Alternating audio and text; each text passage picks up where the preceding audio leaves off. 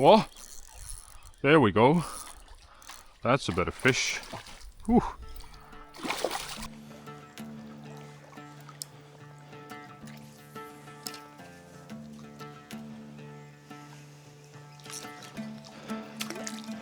Holy moly. That was a big swipe. Good morning, guys.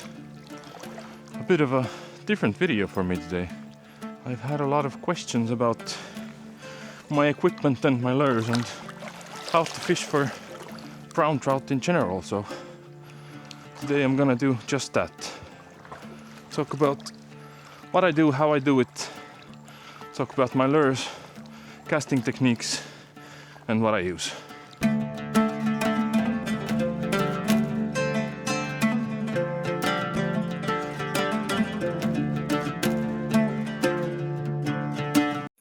So this is what my tackle box usually looks like.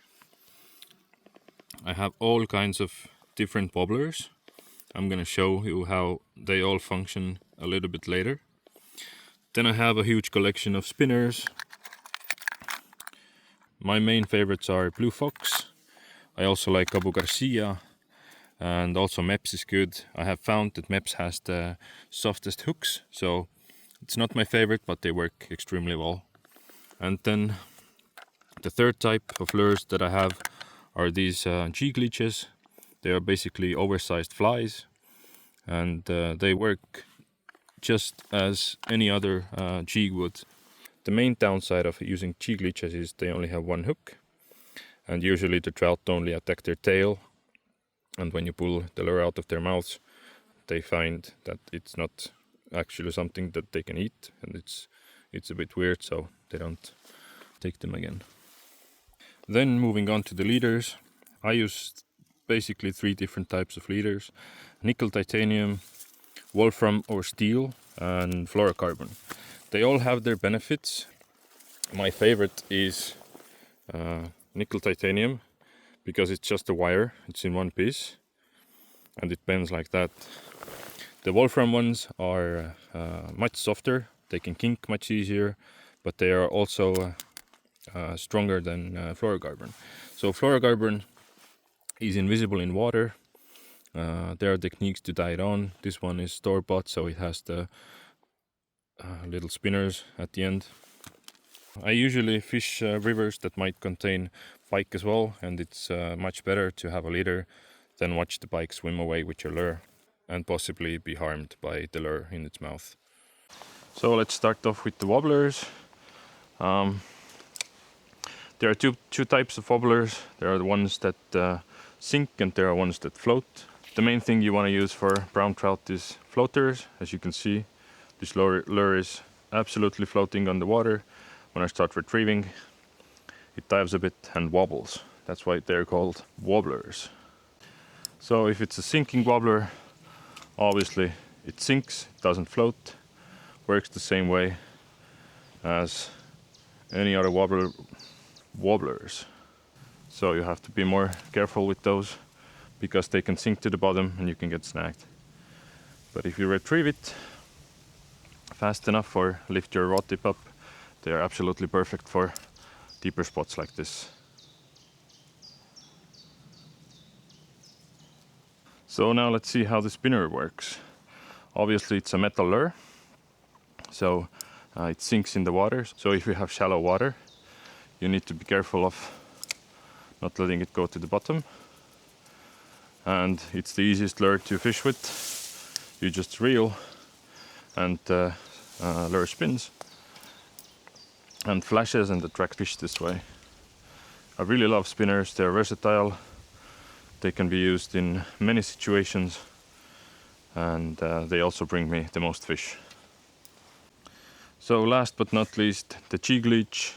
I usually make it wet before I start casting it out anywhere. It's just a jig head, basically.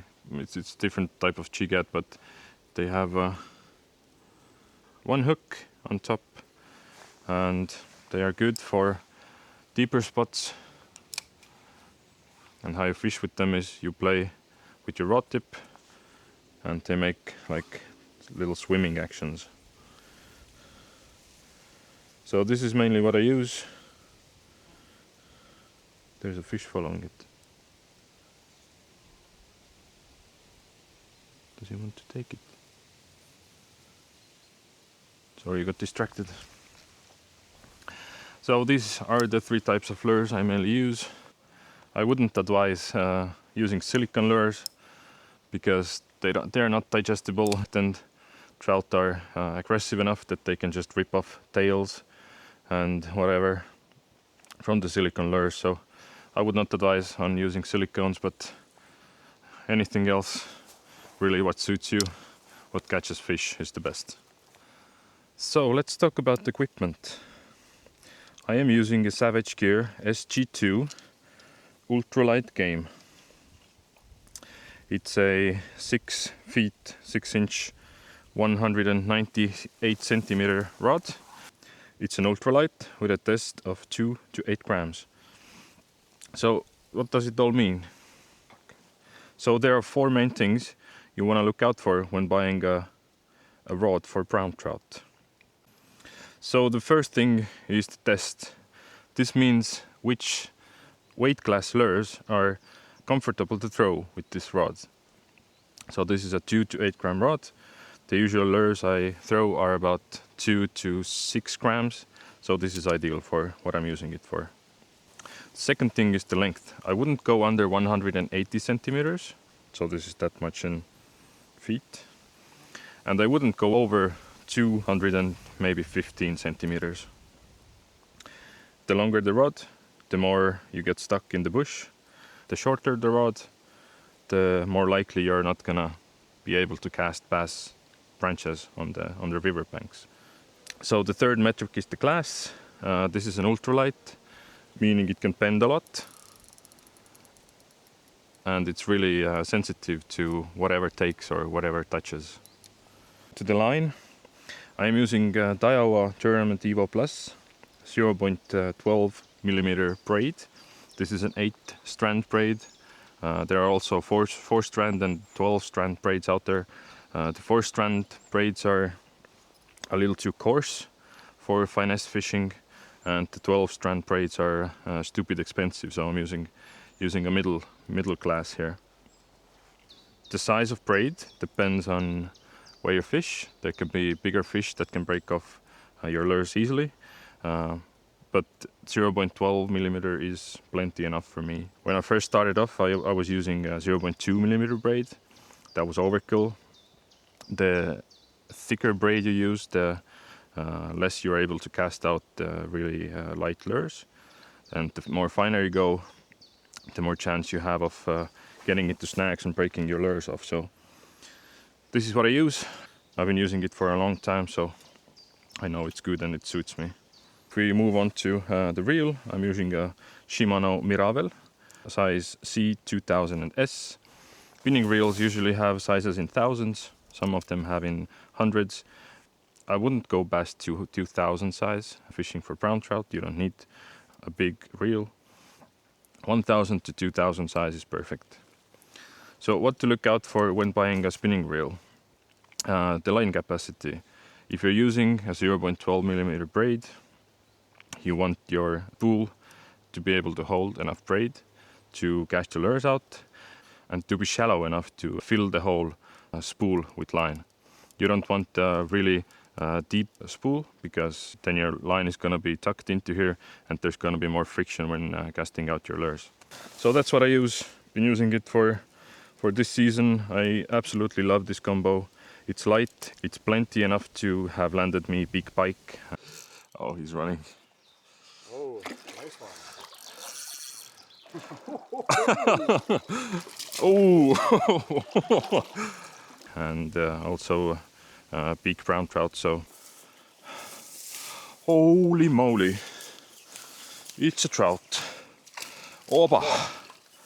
And also it's finesse enough to be able to fish really small fish with it and still have fun doing that. So I really love this combo. So if you have any questions, comment down below.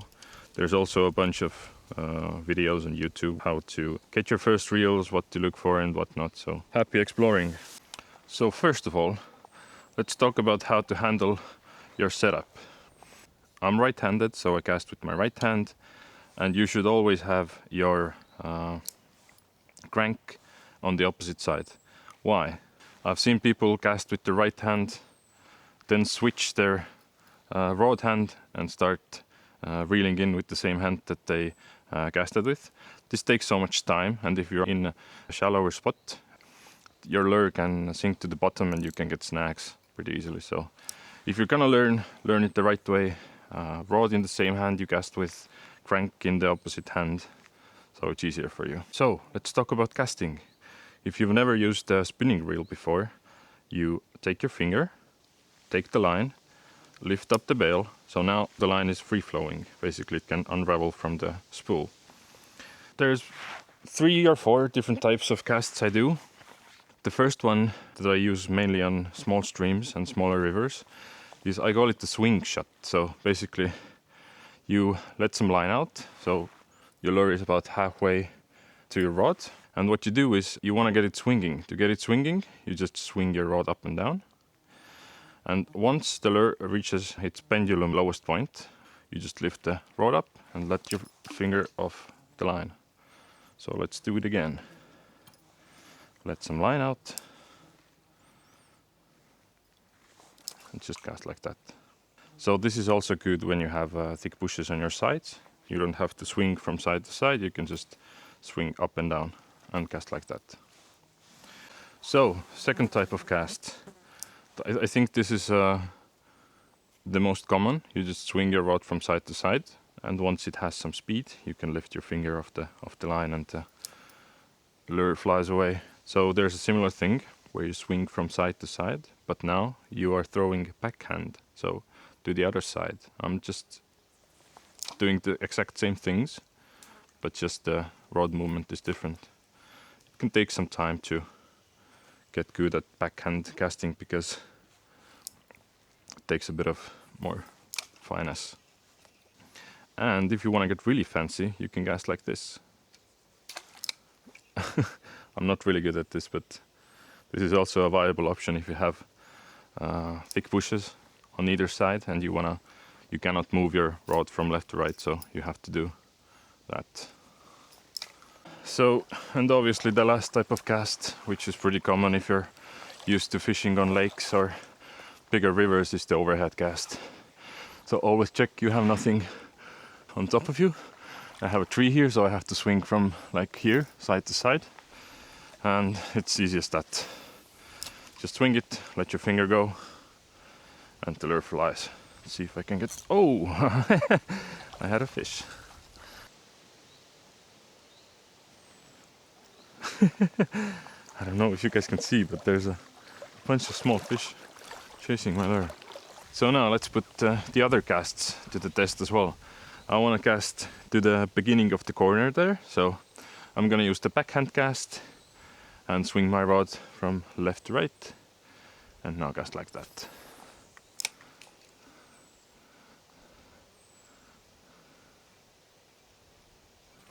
So the same thing applies here. I want to cast to there. I just swing my rod from right to left, and then I can cast there. So how do I handle my reel?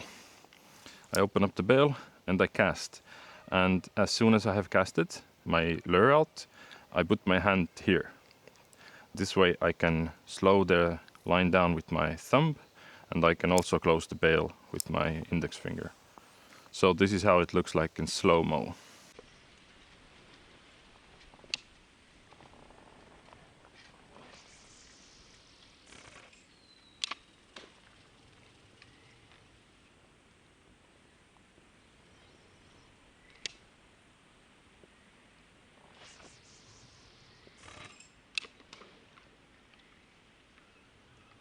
So how do you set your drag?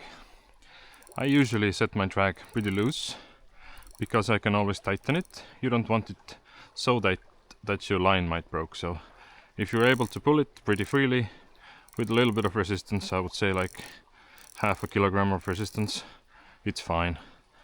And yeah, if you get a bigger fish, you can always tighten it more if he runs away, and if you get smaller ones, it doesn't really matter. Your rod does all the work anyways. So now that you can handle your setup and you know how to cast,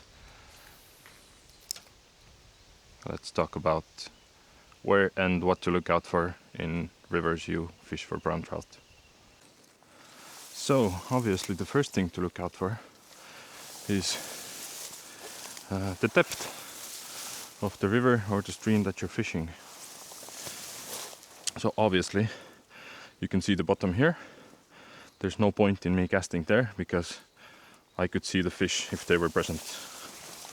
What I'm more interested in is this back ridge there, under this bush, where it gets a bit murky and it gets darker. This is usually where fish are hiding. So let's see if I can get something out of there. So I made 3 casts, nobody was home. Make another. If I don't get a reaction from a spot, I just move on. There's no point in casting to the same spot about 10 times. So same thing here. One thing you want to be mindful of is if you can see the fish can see you as well. So since I'm that close to the edge right now, there's probably no fish here. So I'm gonna cast to the left of me, see if we can get the reaction.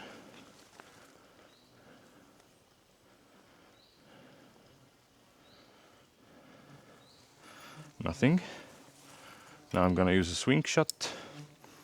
Another thing to look out for is all the branches, the logs, the plants in the water. If there's some place the fish can hide, they are probably hiding there.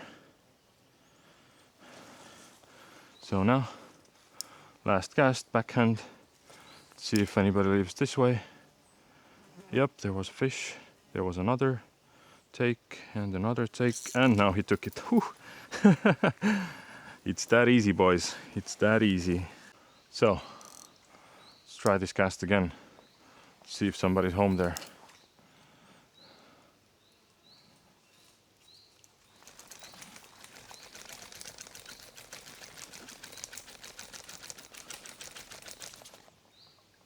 So now I got snagged. I broke my leader. That's okay. And I'm gonna show you how I make my knot. So pass your line through the hoop. I take about 10 to 15 centimeters of excess, fold the line back to itself, grab this little loop, and now you have 3 lines here. Take the tag end, wrap it around. I do about 6 or 7 times, like that. Then you take the tag end, pass it through the loop on the bottom, just like that. Then you pass your finger in between the tag end and the loop in the bottom. You grab all of the twists you made, and now you pass your tag end through the top hoop. And now it looks like this. And now if you just pull, it slides together, and then you can take it, cinch it down, and there you go. Strong as ever. Horseflies, get out of here.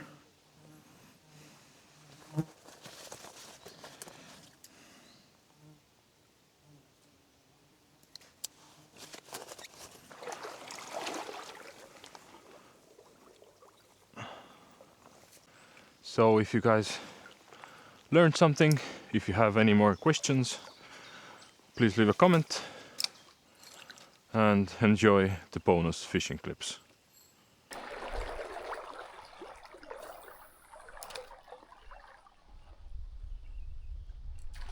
So, oh no. Ah. Ah, ah, ah.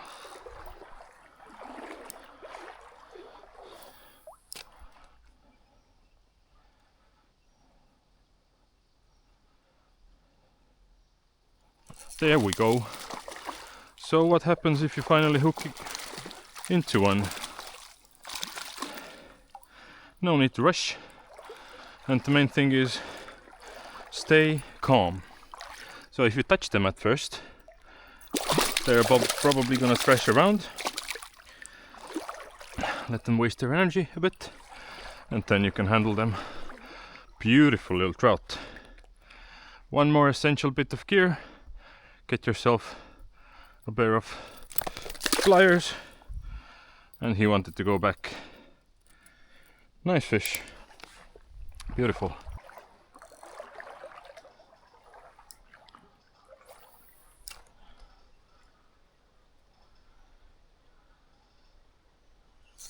Bang. Fish on. Third one of the day.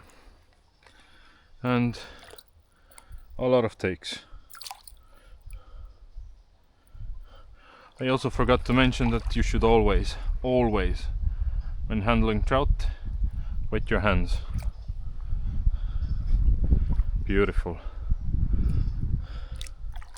Goodbye.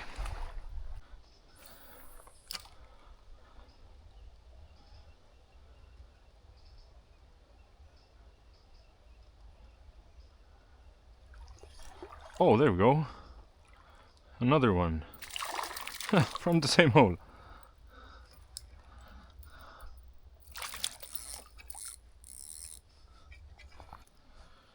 Such as. Beautiful fish.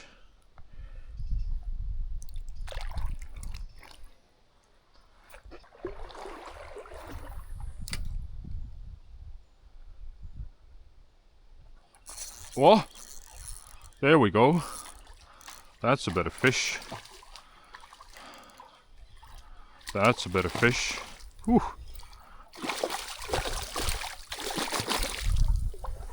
That's a better fish.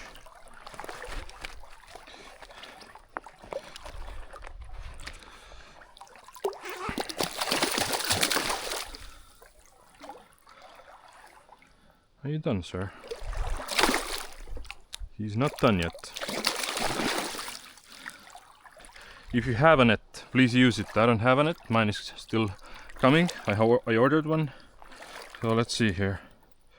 He's 38.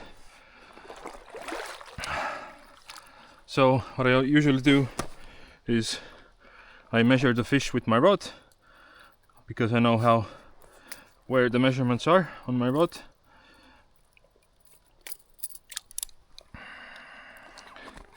So with my other hand, always wet your hands. Take a look at this beauty. Whoa! Wanted to go back. They never let me show them to the camera. Ah, nice. Gets the blood going. Beautiful.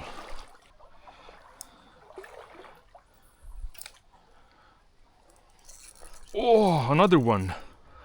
Whoa! He fought like crazy. Where are you? Where are you? Oh, you're here. Jesus Christ. Oh my god. You scared me. I thought I was snagged. God damn.